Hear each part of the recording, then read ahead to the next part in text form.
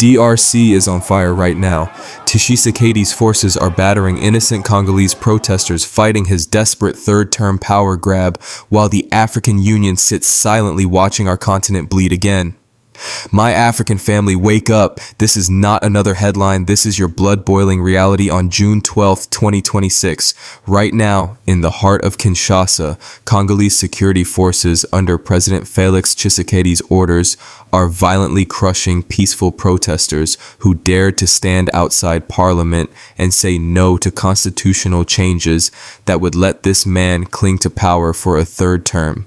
Tear gas is choking the air, batons are cracking heads, and reports of live bullets and injuries, including to opposition stalwart Martin Fayulu, are flooding in. Some say lives have already been lost. This is naked repression, brothers and sisters.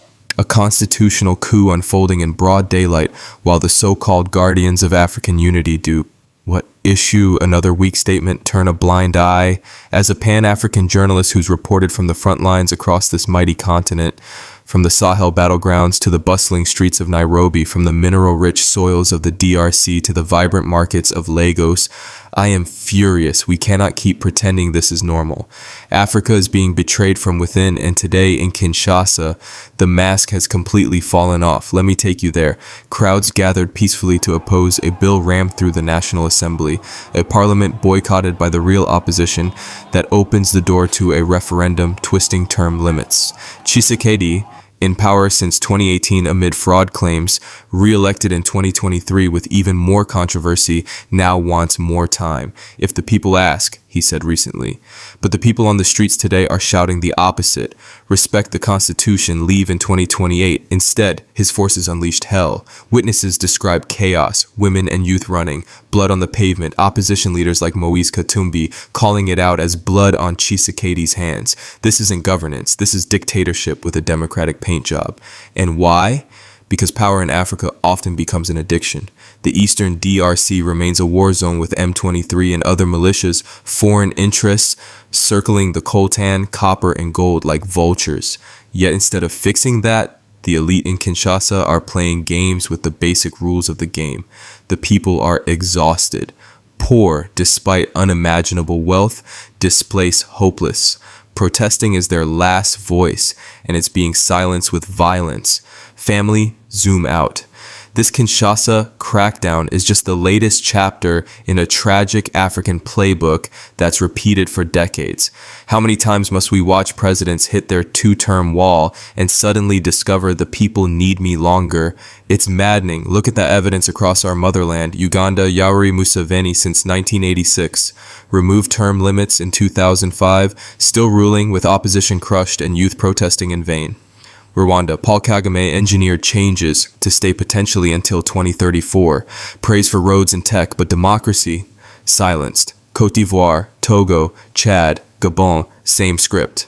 Even in places like Zimbabwe, fresh pushes for extensions are bubbling. Guinea's Alpha Condé tried it before a coup removed him. Senegal's Macky Sall flirted with it and faced massive resistance. In the DRC itself, history screams warnings. Mobutu Sese Seko turned the country into his personal fiefdom for decades. Laurent Kabila, then Joseph, then this cycle with Tshisekedi. Eastern instability always provides the perfect excuse. We can't change leadership now. Security first. But security for whom? The elites and their foreign partners, not the suffering masses. This keeps happening because of deep rot. Colonial borders that never healed ethnic fractures, one-party mentalities lingering from independence era, weak judiciaries and parliaments packed with loyalists, and economies where mineral wealth enriches the few. Youth bulge, over 60% under 25, sees old men in their 70s and 80s refusing to pass the baton while jobs vanish and inflation bites. They risk everything migrating or protesting only to face batons. And here is the part that should make every true African's blood boil hotter. The African Union and our regional bodies are watching this disaster like spectators at a football match. The AU was born from Pan-African dreams, unity, dignity, collective strength against external meddling. It has charters and protocols against unconstitutional changes of government. Term limit manipulations that undermine democracy should trigger alarms, suspensions, mediations.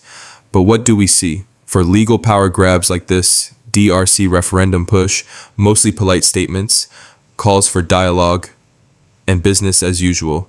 Coups in the Sahel, Mali, Burkina, Niger get quick suspensions and isolation, rightly or wrongly.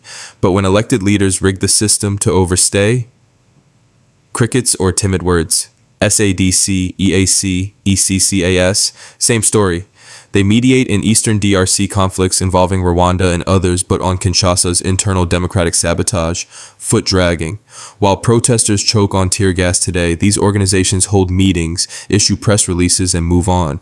This selective blindness weakens everything. It tells every aspiring strongman, go ahead, the continental family won't stop you. It fuels cynicism, coups, and instability, the very things they claim to prevent. Remember recent cases, Senegal's near miss with Saul, Malawi and Zambia pushing back successfully through courts and streets. Civil society often does the heavy lifting when AU sleeps. In DRC, voices like Fayulu, Katumbi and grassroots movements echo the legacy of Etienne Tshisekedi, Felix's own father, who opposed Mobutu. Irony is thick. This hypocrisy serves external interests too. Foreign powers and corporations love stable, strong men who sign mining deals, even if it means repressed populations. China, West, neighbors, all prioritize access to DRC resources over genuine democracy. True Pan-Africanism demands we reject this. Resource sovereignty, yes, but paired with internal accountability. Let's go even deeper because our people deserve the full unvarnished truth. Post-independence, many African states inherited fragile institutions. Leaders promised development but built cults of personality. The 1990s third wave of democracy brought constitutions with term limits as firewalls against tyranny. But enforcement? Spotty at best.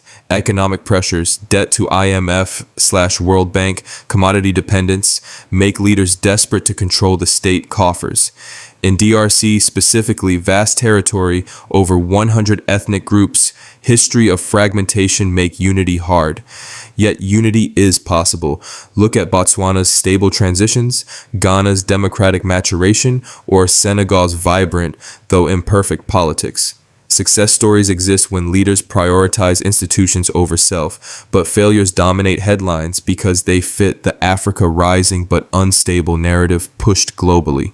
Our independent platforms must counter this. Youth in Kinshasa today aren't just anti-Tshisekedi, they're pro-future, demanding jobs, security, education, and leaders who serve 2 terms and exit with dignity.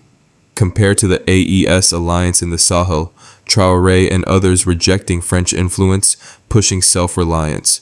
Bold, yes, but they too must avoid becoming the new strongmen. Pan-Africanism requires consistency, critique power wherever it abuses,